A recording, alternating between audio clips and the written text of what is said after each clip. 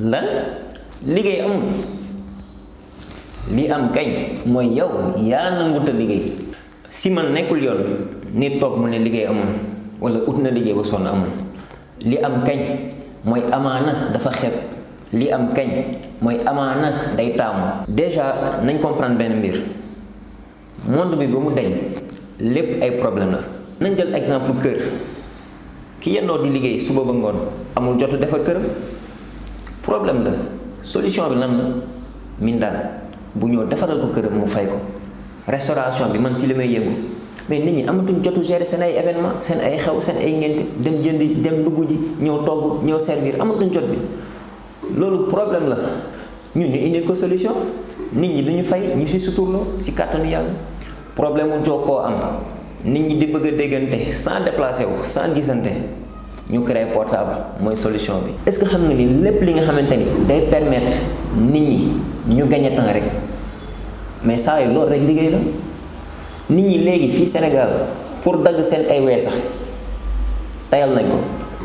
kon yow li la war mooy nga xool déjà si li nga bëgg si li la passionné ban problème moo si am si jargon boobu nga lancé aussi nga ne problème bi am na ban solution laa ko mën a indil. boo ko defee rek yaa ngi jàpp si dara boo ko defee rek yaa ngi entreprendre boo ko defee rek di nga liggéey te di nga tekki incha allah. ma yokkal la si ñi ëpp xaalis kaw suuf mooy ñi nga xamante ni dañoo anticiper problème yi maanaam problème yi laata muy agsi sax wala egseegul sax ñoom si seen ay gëstu si seen njortu gis nañ ni que problème bi dina am ñu utal ko solution loolay avenir bi.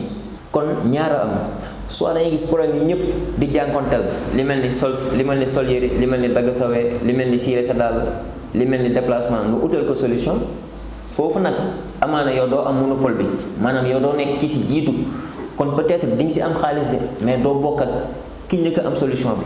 wala nga anticiper benn problème séntu ni problème bi mën na am wala problème bi am na mais amagul kenn ku ko indil solution yow nga nekk ki ko njëkk a indil solution ndax nga am si monopole bi ndax nga nekk ki si jiitu ndax nga mën see gën a am koppar. kon ngir yàlla bis ni ko tey bu ma ne liggéey amul